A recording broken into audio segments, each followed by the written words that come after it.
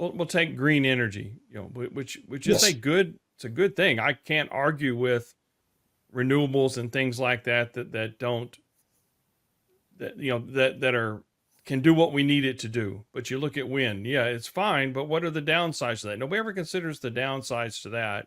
We drove up through central Texas through a bunch of wind farms and came into one place where it looked like the wind turbine graveyard. That stuff, they doing a little research. They're supposed, some Chinese company is supposed to have a contract to take it off their hands and recycle it, whatever that means. And they didn't. It's just there.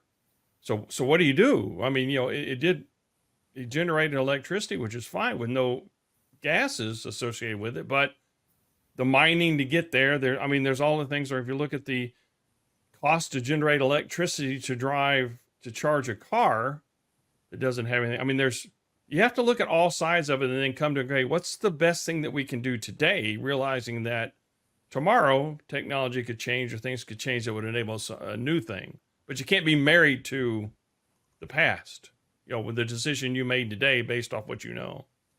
Right. And you bring up a really good point, because I actually go into human caused climate change. Mm-hmm. And I learned a lot as I went through it. I mean, we're all basically carbon-based creatures. Mm-hmm.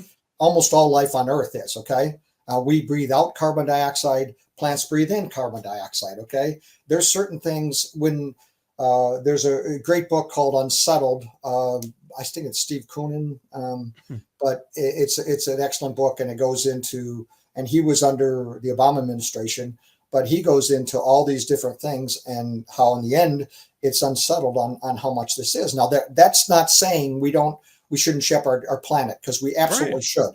Yeah. And so what can we do that everybody would agree upon? Number one, we can stop some of the forest being cut down in some of these places and make it monetarily. I mean, when they're giving money away into certain things, maybe in this particular case, to stop them from that, or getting people to go, visitations. There's all sorts of things you can do to motivate, but also cleaning up the oceans, cleaning up the rivers, cleaning up the lakes, things like that. That's a no-brainer. Almost nobody's going to argue against it unless it's a politically beneficial to them and things like this, okay, or ideologically.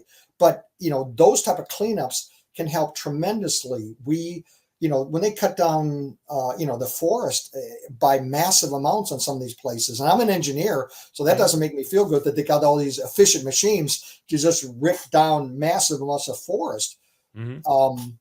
So, how do we stop that? And because that's the lungs of our planet,